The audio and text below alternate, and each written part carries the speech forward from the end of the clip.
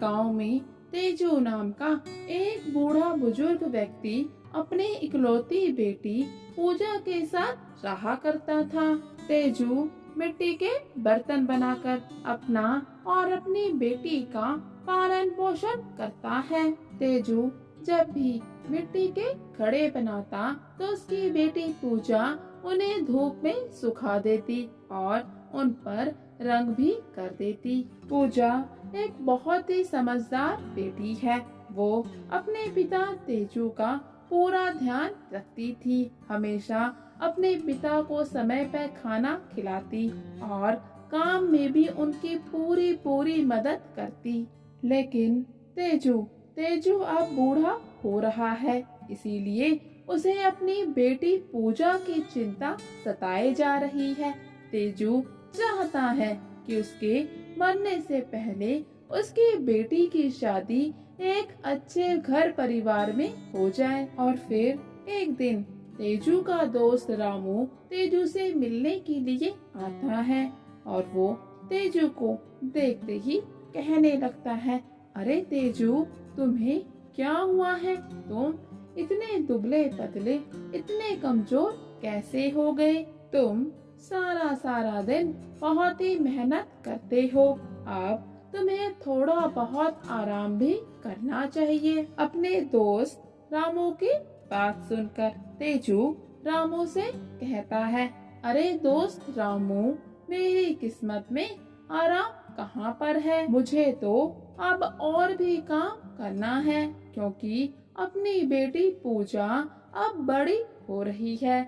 मुझे उसकी शादी ब्याह के बारे में भी सोचना है। बस इसीलिए मैं थोड़ा सा ज्यादा काम करता हूँ, ताकि अपनी बेटी पूजा की शादी बहुत ही धूमधाम से कर सकूं। रामू ये सब सुनकर कहता है, अरे तेजू, मैं जानता हूँ तुम्हें पूजा बिटिया की बहुत ही चिंता लगी रहती है, लेकिन इतनी भी चिंता क्यों करनी?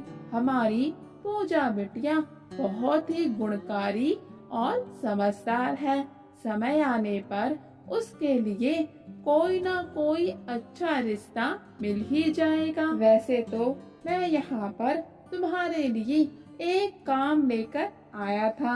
मेरा कोई जानकार शहर में रहता है, उसे एक साथ मिट्टी के 500 घड़े चाहिए, वो भी अगले 10 दिनों के अंदर। तेजू इस काम के लिए मान जाता है और अगले ही दिन से घड़े बनाने का काम शुरू कर देता है। तेजू सारा सारा दिन घड़े बनाने में निकाल देता है। इस काम में उसकी बेटी पूजा भी उसकी पूरी पूरी मदद करती है। लेकिन फिर तीसरे ही दिन तेजू की तबीयत खराब हो जाती है। अब तेजू एक भी घड़ा नहीं बना पाता और बहुत परेशान हो जाता है। तेजू अपनी बेटी पूजा से कहता है, पूजा बेटा, अभी तो 200 घड़े भी नहीं बने और मेरी तबीयत खराब हो गई। हम 10 दिनों में 500 घड़े कैसे बनाएंगे? पूजा अपने पिताजी से कहती है, पिताजी, आप बिल्कुल भी चिंता ना करिए, मैं सारे घड़े बना लूंगी। पूजा अपने पिताजी से इतना बोल ही रही थी कि तभी दरवाजे से आवाज आती है, पूजा, अरे ओ पूजा बेटी, मुझे एक घड़ा दे दो। ये आवाज कम्मो की थी। कम्मो जिसका पति एक कुम्हार होता है। एक दिन एक दुर्घटना में उसका पति पानी में डूबकर मर जाता है, जिसके बाद कम्मो एक गहरे सदमे में चली जाती है। वो अपने पति की मौत का सदमा बर्दाश्त नहीं कर पाती और तब से हर रोज पूजा या फिर तेजू से एक घड़ा मांगकर अपने घर की ओर चली जाती है। आज भी कम्मो पूजा से एक घड़ा मांगकर अपनी घर की ओर चल देती है। कम्मो के जाने के बाद पूजा पहले तो खाना बनाकर अपने पिताजी को खिलाती है उसके बाद घड़े बनाने का काम शुरू कर देती है। और फिर अगली सुबह जब पूजा घड़े बनाने के लिए नदी किनारे से मिट्टी लेकर वापस आ रही होती है तो उसको पड़ोस में रहने वाला रामू मिलता है। रामू पूजा का रास्ता रोकने की कोशिश करता है, लेकिन पूजा उससे बिल्कुल भी नहीं घबराती और अपने हाथों में मिट्टी भर के उसकी तरफ फेंक देती है, जिससे उसके सारे कपड़े खराब हो जाते हैं। ये सब गांव की दूसरी लड़कियां भी देख रही होती हैं और रामू के ऊपर जोर जोर से ठहाके मार के हंसना शुरू कर देती है, जिससे रामू को पूजा पर बहुत ही गुस्सा आता है। वो पूजा से कहता है, पूजा तुमने मेरे साथ अच्छा नहीं किया, मैं तुमसे इस बात का बदला लेकर रहूंगा। उधर तेजू की तबीयत भी ठीक नहीं होती। पूजा दिन रात बहुत ज्यादा मेहनत करती है। पूजा कहती है, अगर इस बार हमने अच्छा काम किया तो हमें आगे से और भी बड़े बड़े ऑर्डर मिलेंगे, इसलिए वो बहुत मेहनत करेगी और समय पर सारे घड़े बनाकर तैयार कर देगी। पड़ोस में रहने वाला रामू ये सब देख रहा होता है।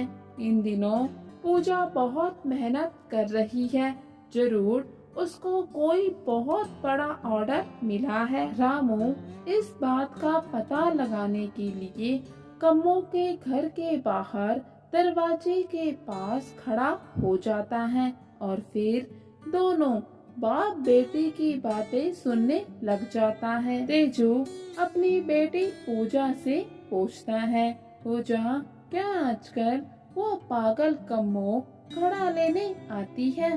पूजा बताती है, जी पिताजी, वो तो हर रोज आती है, एक भी दिन का नागा नहीं करती। इसके साथ ही पूजा तेजू को बताती है कि पिताजी, मैंने पूरे 400 घड़े बना लिए हैं, अभी 3 दिन बाकी हैं और मुझे सिर्फ 100 घड़े बनाने हैं, वो भी मैं समय से पहले बना लूंगी। देखना पिताजी, इसके बाद हमारे पास और भी बड़े बड़े ऑर्डर आएंगे। तेजू ये सब सुनकर बहुत खुश होता है, लेकिन ये सभी बातें रामू भी सुन लेता है और अपने घर वापस आ जाता है। और फिर आधी रात में उठकर रामू पूजा के घर जाता है, जहाँ पर एक छोटे कमरे में उसने सारे के सारे घड़े बनाकर रखे थे। रामू पूजा के सभी घड़े तोड़ देता है। पूजा की सारी मेहनत बर्बाद करने के बाद रामू अपने घर पर आकर आराम से सो जाता है।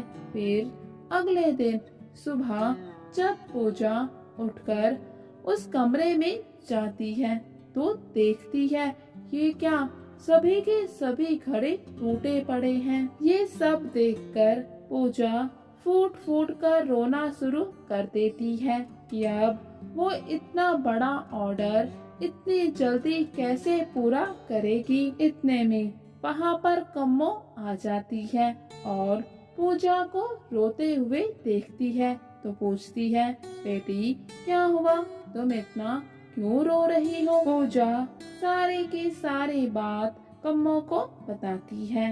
पूजा की सारी बात सुनने के बाद कम्मो उसका हाथ पकड़कर उसे अपने घर की ओर लेकर जाती है।